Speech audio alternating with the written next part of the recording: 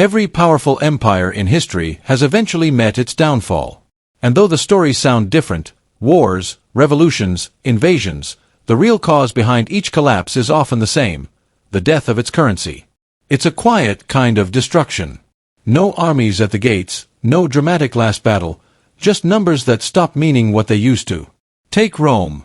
For 500 years it ruled most of the known world: Europe, North Africa, the Middle East. Its soldiers were feared, its cities were marvels, and its coin, the silver denarius, was trusted across continents. When you held one, you held real silver, real value. That trust made Rome rich.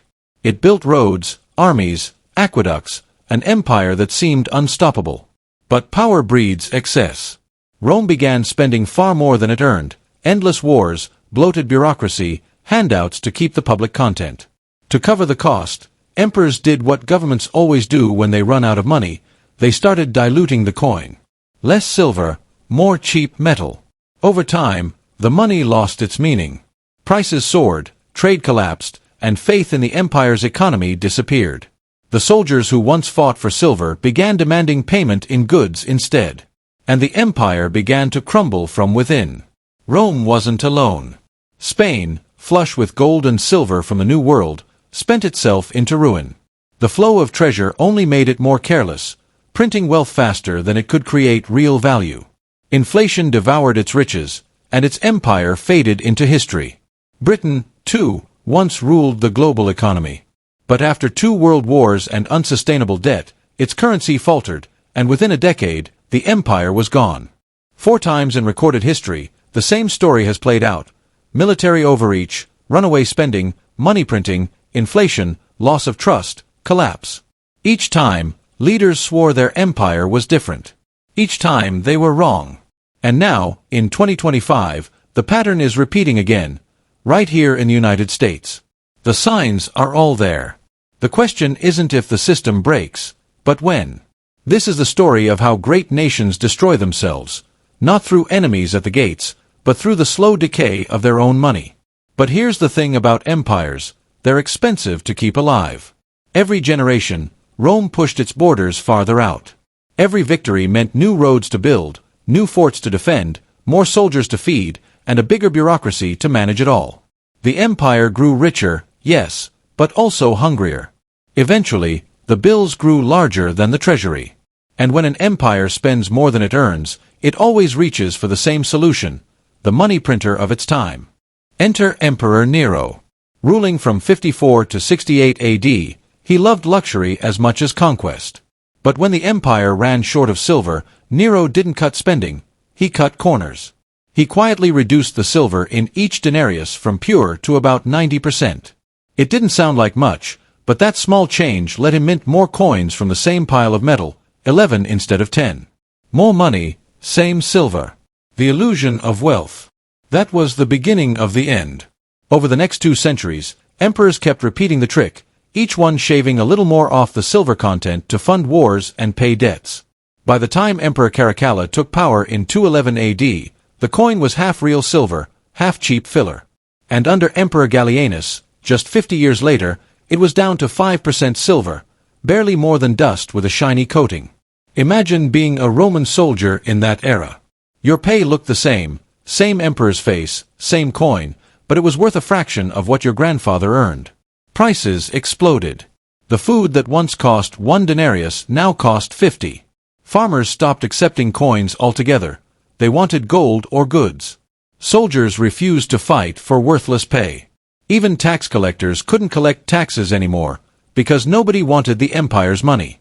And here's the most important part: this collapse didn't come from an enemy army. Rome fell long before the barbarians arrived. The real destruction came from within, from a government that slowly drained trust out of its own currency until nothing was left. Rome didn't fall because its enemies outsmarted it. Its borders were still guarded, its armies still stood watch. There was no great plague, no sudden disaster. The empire fell because it hollowed itself out from the inside. Rome's leaders destroyed the one thing that held everything together: trust in their own money. When the coins lost value, so did the empire. By 476 AD, the Western Roman Empire officially collapsed. Not because the Germanic tribes were unstoppable, but because Rome could no longer pay its soldiers, keep the roads open, or feed its cities. The silver that once built an empire had become worthless dust. And with it, the system that held millions of people together simply stopped working. The pattern was now written in history. Military expansion, reckless spending, currency debasement, inflation, collapse. Rome proved it. Every empire after it would follow the same road, and most would ignore the warning signs until it was too late. Now, fast forward about 12 centuries to the 1500s, the dawn of Spain's golden age. Columbus had opened the New World. Cortés had conquered the Aztecs, and Pizarro the Incas. Suddenly, Spain controlled the richest lands on Earth. And in 1545, fortune smiled again. Explorers uncovered Cerro Rico in what's now Bolivia, a mountain made of silver. It was, quite literally, a mountain of money. For nearly 100 years, that single mine produced almost half the world's silver. Ship after ship carried treasure across the Atlantic, flooding Spain with wealth beyond imagination. The Spanish minted their silver into coins so pure and abundant that the Spanish dollar became the first truly global currency. From Europe to Asia, people trusted it. It was solid. It was everywhere. And for a moment, it seemed like Spain had cracked the code to endless prosperity. But as history shows, when money seems limitless, discipline disappears. By the mid-1500s, Spain was unstoppable. Its flag flew over Europe, the Americas, Africa, and Asia. They used to say, the sun never sets on the Spanish Empire, and for a while, that was true. From Mexico to Manila, Spanish silver powered global trade. But just like Rome, Spain's greatest wealth became the seed of its own collapse. Here's the paradox of money. When everyone suddenly has more of it, nobody is actually richer. When Spain began flooding Europe with silver from the New World, prices soared. What cost one coin in 1500 cost 10 a century later. The silver didn't lose purity, it just lost meaning. There was too much of it chasing too few goods. That's inflation. And while the treasure ships kept coming, Spain itself stopped creating real value. They weren't building industries or inventing new technologies. They were just spending. Silver came in, and silver went straight back out, to buy goods, weapons, ships, and luxuries from countries that were actually producing things like England, France, and the Netherlands. It was wealth without work, and it couldn't last. By the time King Philip II took the throne in 1556, Spain was drowning in debt. He inherited 36 million ducats worth of obligations from his father, Charles V, a mountain of unpaid bills. Instead of tightening the belt, Philip borrowed even more. He fought wars on all sides, against the Ottomans, against Protestant rebels in the Netherlands, against England itself. Eventually, the math stopped working. In 1557, Philip did what no European monarch had ever done before. He declared bankruptcy. Spain simply stopped paying its debts. It was the first sovereign default in modern history, and not the last. Spain defaulted again in 1560. Then in 1575. Then in 1596. 4 times in just 40 years. And this was the richest empire on Earth, controlling nearly half the world's silver supply. But all the silver in the world couldn't buy back trust. Each default made lenders more cautious, investors more distant. Interest rates spiked, credit dried up, and Spain, once unimaginably wealthy, became trapped in a cycle of debt and decay. As Spain's debts piled up, the government reached for the oldest trick in the book. It started tampering with its own money. The silver content in coins was cut again and again, and new copper coins were issued with claims they were worth the same as silver. But people weren't fooled. Trust vanished. Merchants stopped accepting the new coins, trade slowed, and the Spanish currency, once the strongest in the world, became worthless. By the 1600s, Spain was in steep decline.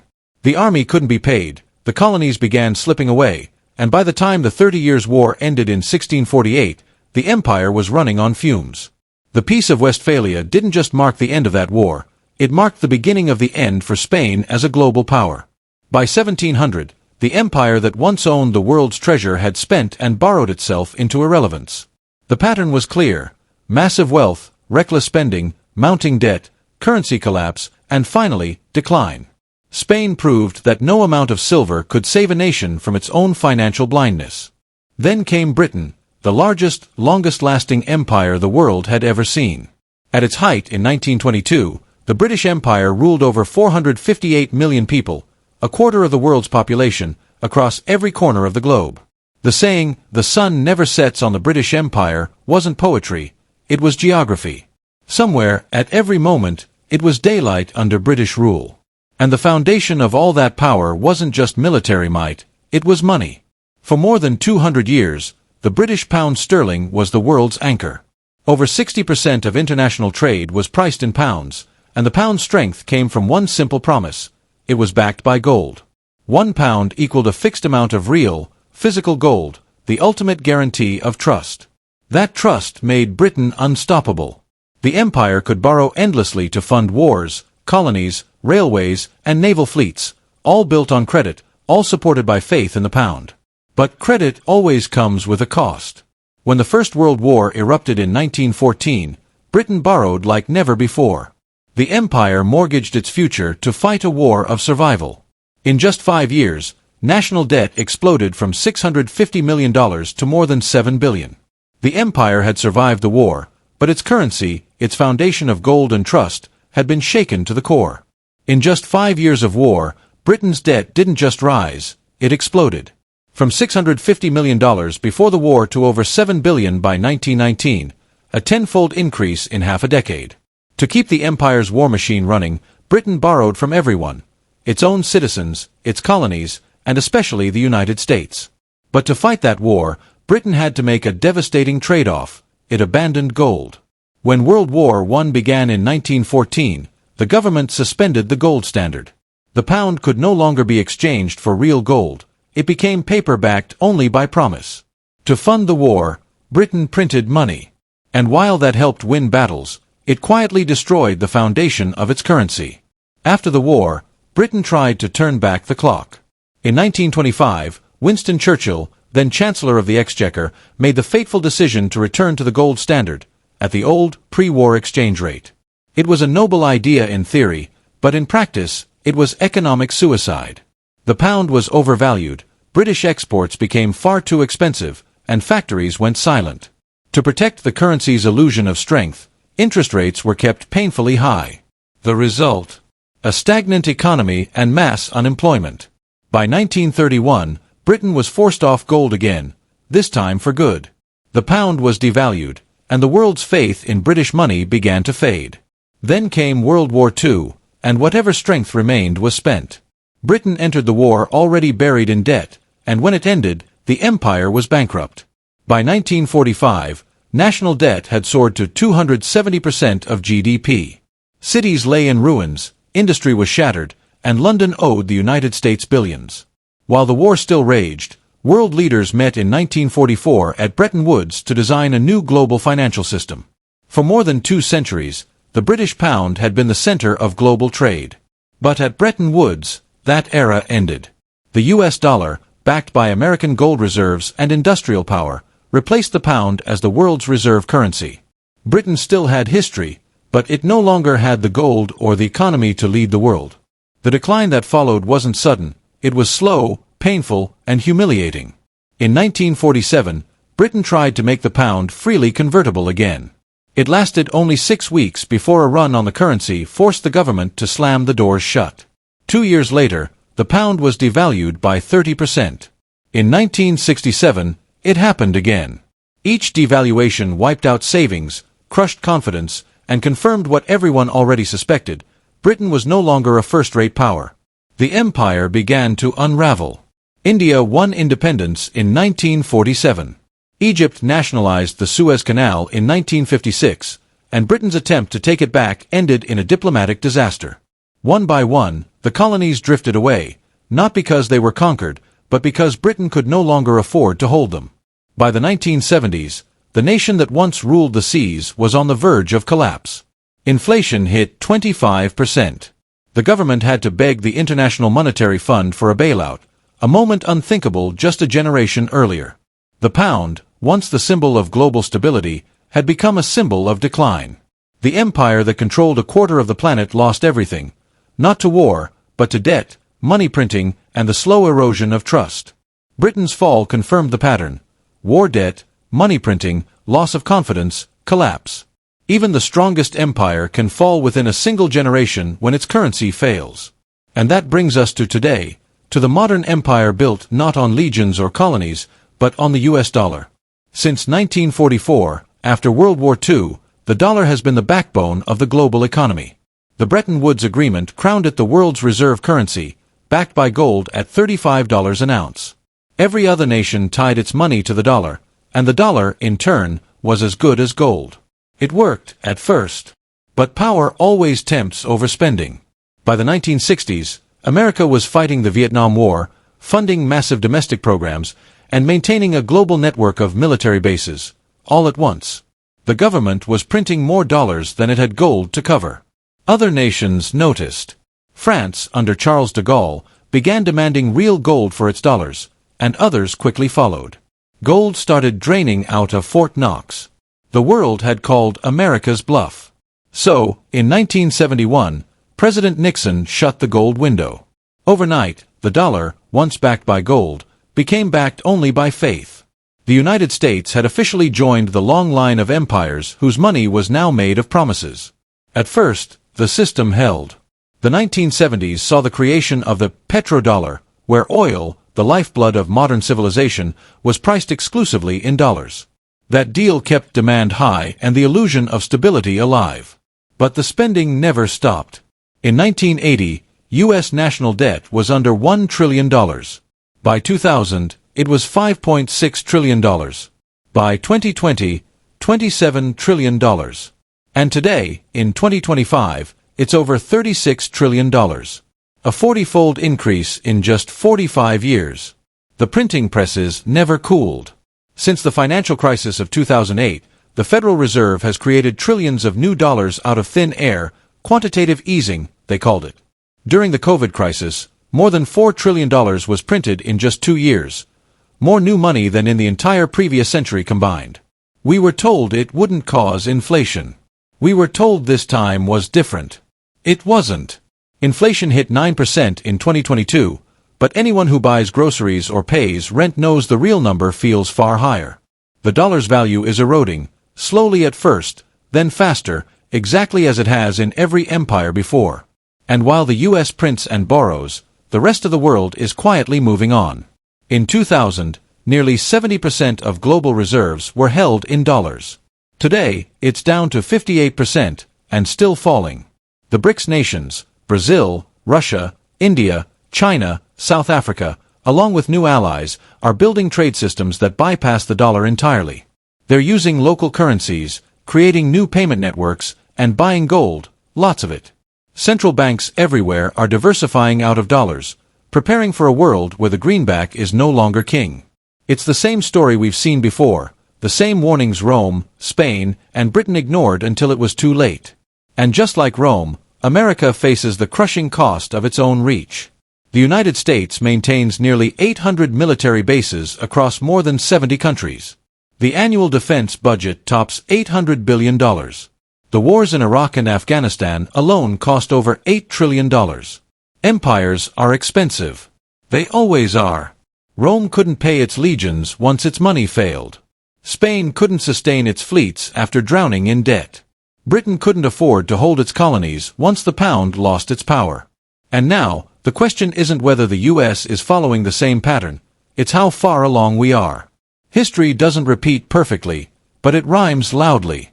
And right now, that rhyme sounds uncomfortably familiar. Empires don't fall by accident. They follow a pattern, a sequence so clear that once you see it, you can't unsee it. And every empire that has ever collapsed economically has traced the exact same line. Not similar, identical. Stage 1. Dominance. The Golden Age. The empire is at its peak, militarily strong, economically powerful, its currency trusted everywhere. Rome had the denarius. Spain had silver. Britain had the pound. America has the dollar. At this stage, the money is real, backed by gold, silver, or generations of earned credibility. The empire feels invincible. Stage 2. Overextension. Power demands more power. The empire expands, more territory, more military bases, more promises to its citizens. Rome spanned 3 continents. Spain tried to command every ocean. Britain ruled a quarter of the world. America maintains hundreds of military bases across the globe. But expansion has a cost, and eventually, the bills start to outrun the revenue. Stage 3. Deficit spending. The empire begins living beyond its means. At first, it's temporary, a little borrowing here, a few bonds there. But the deficits become permanent. Rome borrowed to pay its legions. Spain borrowed to fight endless wars. Britain borrowed to survive 2 world wars. And America? It runs trillion-dollar deficits every single year, even in times of peace and growth. Stage 4. Currency debasement. When borrowing isn't enough, the empire turns to its currency. Rome diluted the silver in its coins. Spain flooded Europe with New World silver, triggering massive inflation. Britain abandoned gold and devalued the pound twice. America left the gold standard in 1971 and has been printing ever since. Stage 5. Inflation. More money chasing the same amount of goods. Rome saw prices rise 50-fold. Spain endured a century of price surges. Britain's inflation hit 25% in the 1970s. America is living it now, and we're told it's transitory. Stage 6. Loss of confidence. People stop believing in the money. Roman soldiers demanded payment in gold, not denarii. Spain defaulted so many times that creditors refused to lend. After World War II, the world moved from pounds to dollars. And today, nations are quietly moving away from the dollar, trading in local currencies, buying gold, building new systems. Stage 7. Collapse. The end. The currency loses its dominance, or its value altogether. The empire can no longer fund its military, its debts, or its promises. Rome fell to tribes it could no longer afford to fight. Spain slipped into irrelevance. Britain lost its empire within a generation. And the United States, that's the question we're living through right now. 7 stages. Repeated 4 times over 2,000 years. Different empires, different continents, the same math, the same mistakes. Because the rules don't change. You cannot spend more than you earn forever. You cannot print prosperity. And you cannot debase your currency without consequence. The pattern is absolute. And right now, America is in stage 5, accelerating toward stage 6. So what happens next? History offers 3 outcomes. First, controlled decline. Britain after 1945.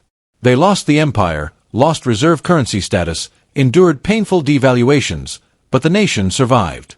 A slow, humbling descent into second-tier power, not collapse. Second, chaotic collapse. Rome in the 5th century. The money became worthless, the government lost control, the empire fractured. Civilization itself fell into darkness. The economy didn't just fail, society did.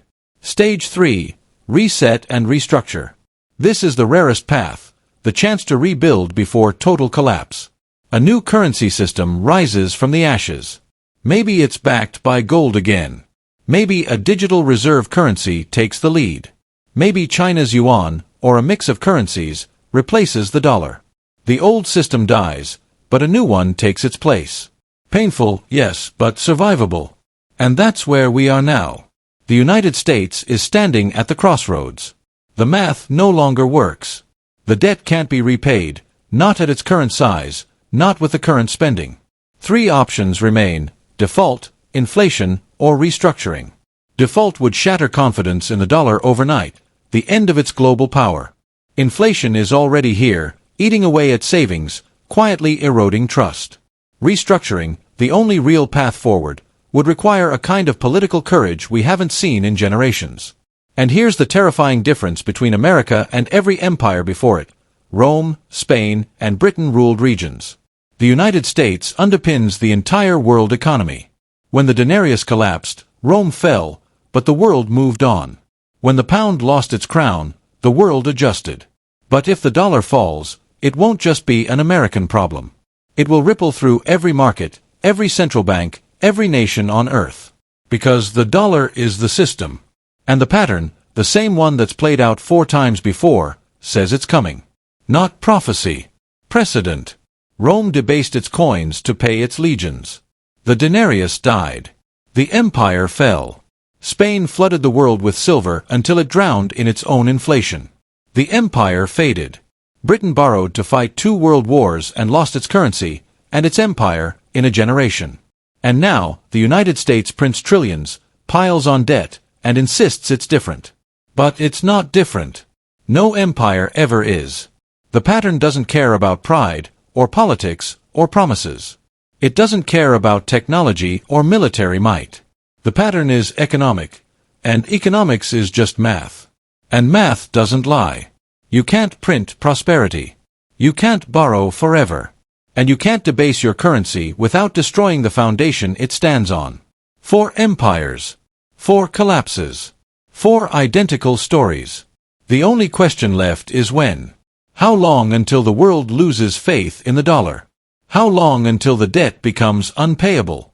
How long until the American empire becomes another chapter in the same long book? The pattern says we're close. The debt says we're close. The printing press says we're close. And history, which has seen this story play out time and time again, says the ending is inevitable. The only unknown is the speed and the pain. If this gave you a new perspective, make sure you're here when the pattern completes, because when it does, you'll want to understand not just what happened, but why. History always leaves clues. And the pattern never lies.